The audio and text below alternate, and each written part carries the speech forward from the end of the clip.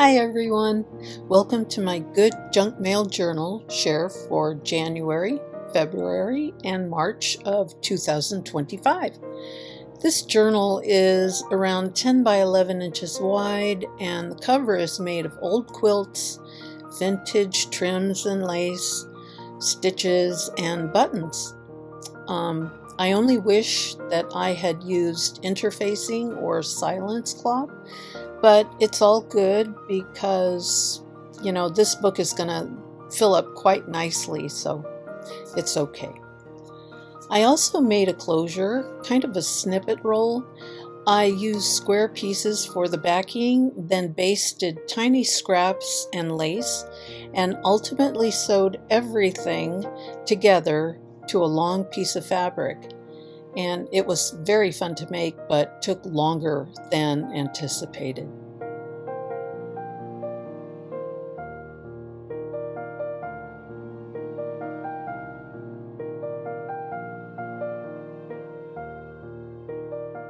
By the way, you'll have to forgive the wonky filming.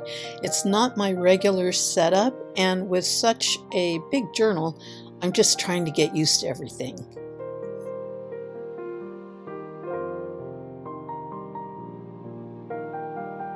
Now let's talk about the signatures. I used book pages and scrapbook papers that were collecting dust for years, and it felt good to put them to use. The only reason I used these particular book pages is because I have 2 copies and I adore granny chic. So I just taped 2 book pages with washi tape and did the same with the 12 by 12 scrapbook papers. Then I cut them down to size.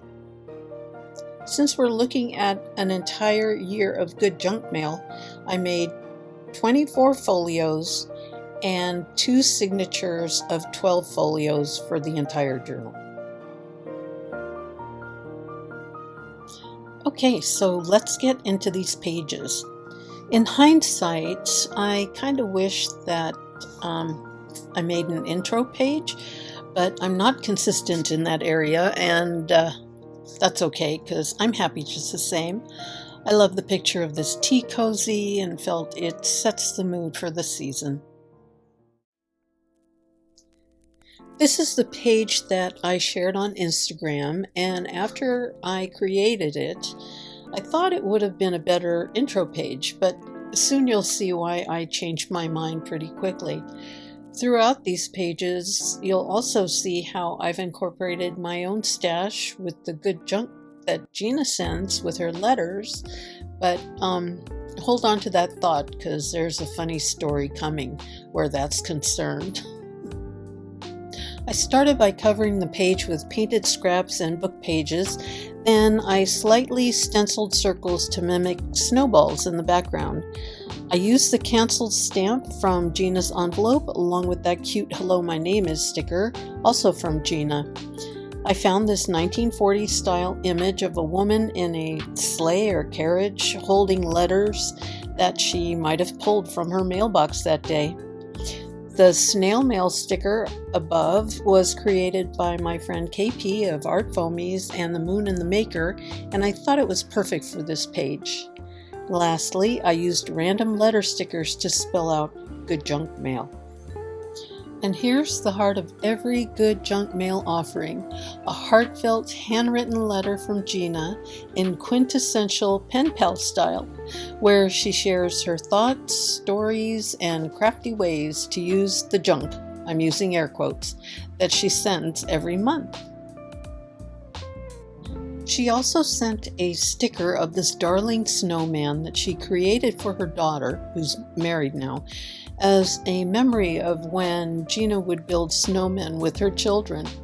I hope I've got that story right, but lucky for us, Gina decided to share these stickers, and I used mine as a tip-in and added a bit of fabric that she sent along with this playing card. I think it's from Gina, but she'll have to confirm that for us. And now there's one more page of January to share with you.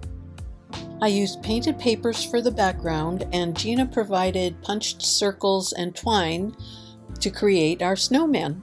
as well as this vintage wrapping paper label. I added some favorite illustrations from a children's book. The Snow Queen is an illustration by Mindy Lacefield. And then this image here of the mother and her children is a nod to Gina and her stories of playing in the snow with her kids. So I thought that was cute. And here's February. I love how this page turned out, especially Gina's adorable sticker featuring a Dear Diary style letter. To preserve the page images, I scattered die-cut hearts from Illustrated Faith, and these were designed by Mary Wangerin. And then there at the top, you'll see an illustration by KP, Kristen Powers of Art Foamies. And that is it. It's simple and yet striking. And again, I love how it turned out. I covered this page with vintage Valentine wrapping paper, a gift from my sister. When her mother-in-law passed away years ago, she and her husband found a box of old wrapping paper from the 1950s, and they gifted the entire box to me, knowing how much I'd appreciate it. So it was very special to be able to use it in this journal.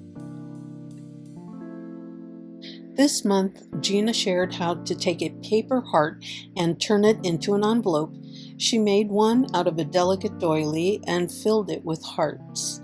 I'm going to gently open it up and show you. And I was worried about it tearing, but I think it's going to be just fine. Then I added a vintage Valentine and puffy heart stickers from Gina, and that's it. Let's dive right into Gina's letter. What a treasure. It's filled with precious personal stories and loving family memories, along with sweet Valentine moments, rainbows, and donuts. Thank you so much, Gina, for opening your heart. As I decorated the page with the adorable tiny stickers you sent, I couldn't help but think of you as the little girl in this lovely letter. And here's my last page for February. For the background, I used a digital image of what I call pattern girls. This one features the mother and daughter, and I placed a heart sticker from Gina below the little girl to capture feelings of home. The butterfly is a downloadable illustration by Tandy Art, another favorite. And I love how it looks against the craft tones of the background. I even added a rainbow and the house underneath, as you can see. I'm darn proud of that thing because it was a struggle using double strands of waxed linen thread. Anyway, you remember at the beginning I talked about a funny story? Well, now we're going to get to it.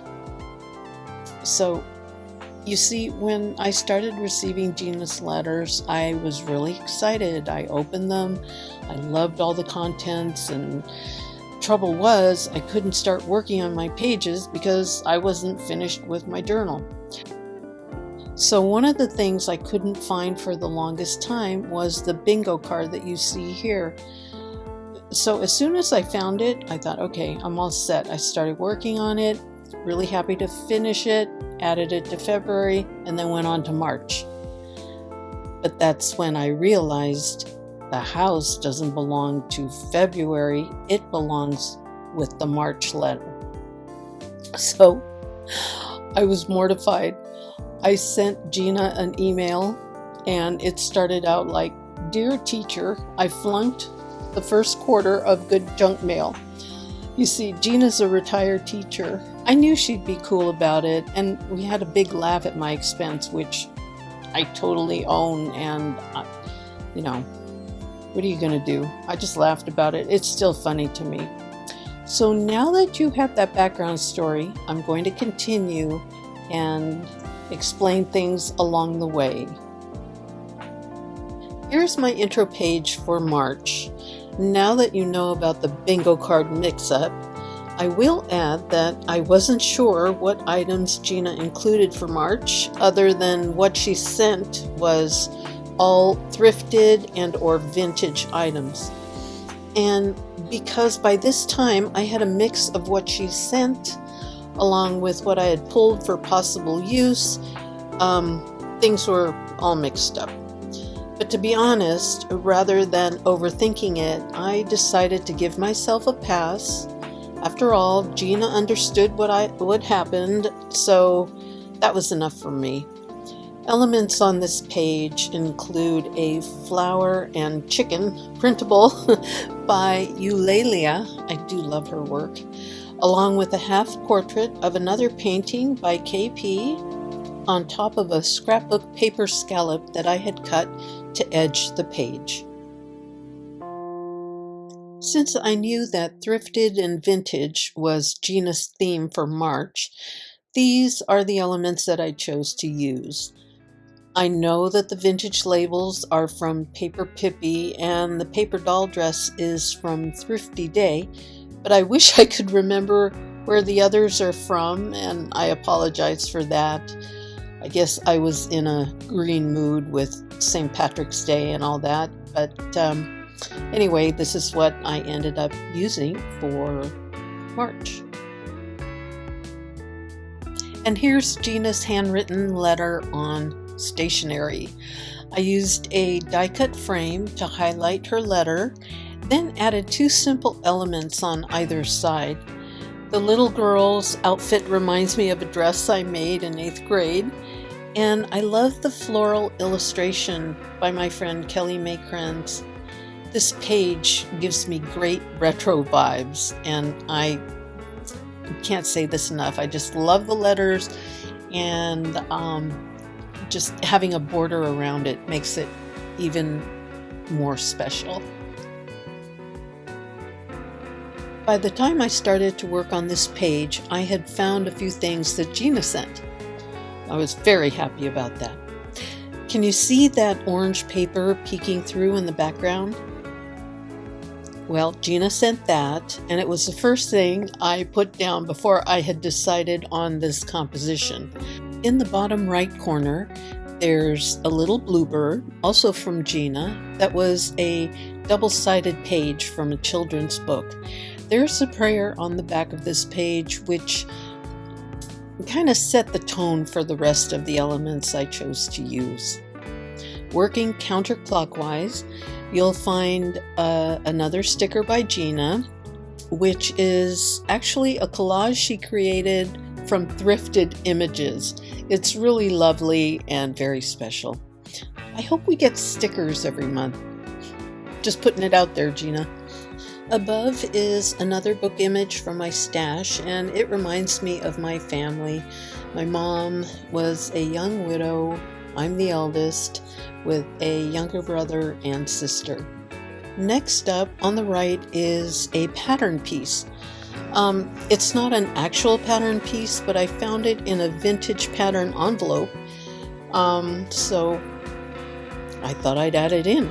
But see that green stitching? That was one of the strands of yarn that Gina included for the bingo house. So I punched holes around the circle, added a color wheel, and stitched around the lines. So I kind of feel like I redeemed myself, just a little bit. Thanks so much for watching. I look forward to sharing future months of my Good Junk Mail journal this year, so I hope you'll subscribe, like, and follow along. If you have any questions, please leave a comment. Till next time, take care and have a great day.